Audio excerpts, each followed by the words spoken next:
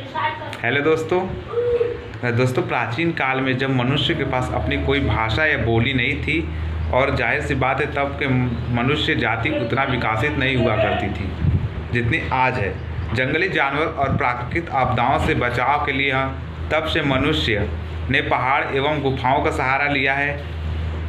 इन्हीं गुफाओं में वह रहते हैं और अपनी दैनिक दिनचर्या का करते हैं। एक बात और थी, तब उस समय किसी भाषा या बोली का विकास नहीं हुआ था, जिस वजह से वह अपनी बातें को उतना सुचारू ढंग से प्रदर्शित नहीं कर पाते थे जितना कि आज हम लोग कर पाते हैं। तो दोस्तों प्राचीन मनुष्यों ने अपने भावनाओं और जीवनचर्या को एक रूप देने के लिए इन गुफाओं और पत्थरों को एक रूप देने के लिए इन गुफाओं और पत्थरों पर कलाकृति या सांकेतिक भाषा और प्रयोग करने लगे, जिसका अर्थ यह हुआ कि अब लोग भाषा तो नहीं लेकिन अपनी कलाकृति और सांकेतिक कला के कारण एक दूसरे से कम्युनिकेट करने लगे।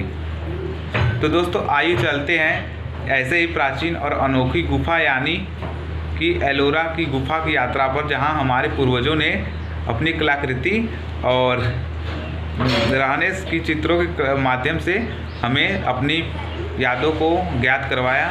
चलते हैं आगे वीडियो में। एलोरा की गुफा भी महाराष्ट्र में स्थित है। यह गुफा हिंदू, बौद्ध और जैन तीनों ही धर्म का मिश्रण है, यानी इस गुफा में ही इस तीनों ही धर्मों से रिलेटेड वस्तुएं कलाकृतियां दिखाई देती है। यह गुफा औरंगाबाद जिले में अजंता की गुफाओं के नज़दीक ही स्थित है। यहाँ पर कुल 34 गुफाएं स्थित है। पुरातत्व बतलाते हैं कि इन गुफाओं को काटकर 5वीं और 10वीं शताब्दी के बीच में बनाया गया था। इन गुफाओं में 17 तो हिंदू धर्म से संबंधित है और 12 गुफाएं बौद्ध धर्म से संबंधित है और बाकी 5 गुफाएं जैन धर्म से संबंधित है।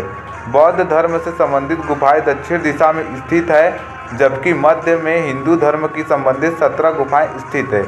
वहीं उत्तर दिशा की ओर जैन धर्म की गुफाएं स्थित हैं। ध्यान देने वाली सबसे महत्वपूर्ण बात यह है कि यह सभी गुफाएं यानी हिंदू, बौद्ध धर्म और जैन की गुफाएं आपस में स्थित है। यह उस काल के धार्मिक सहिष्णुता को दर्शाती हैं। एलोरा की गुफाएं लगभग 2 किलोमीटर के विशाल क्षेत्र में फैले हुए हैं। इस गुफा को वर्ष 1983 में यूनेस्को द्वारा विश्व धरोहर स्थल की सूची में नामांकित किया गया था। एलोरा की गुफाओं का इतिहास। अजंता और एलोरा की गुफाओं की एक खोज एक अंग्रेज अधिकारी ने द्वारा किया गया था।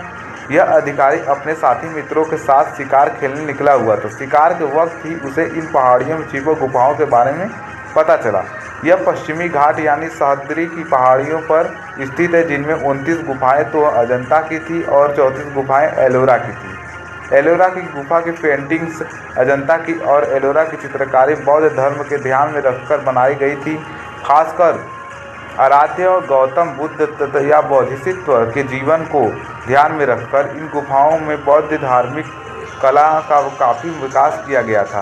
रंगों का रचनात्मक प्रयोग, उनका चयन का प्रयोग करके इन चित्रों को बनाया गया था और इन गुफाओं में मनुष्य और जानवरों के बीच सहानुभूति का बतलाया गया था। एलोरा में कुल 34 गुफाएं थी, जिनमें 12 तो हिंदू थे और 12 गुफाएं बौद्ध धर्म से संबंधित तो और 5 बाकी गुफाएं जैन धर्म में थी। इस गुफा में बौद्ध धर्म की सबसे प्रख्यात गुफा, जिसे विश्वकर्मा गुफा के नाम से भी जाना जाता है, वह गुफा संख्या 10 है।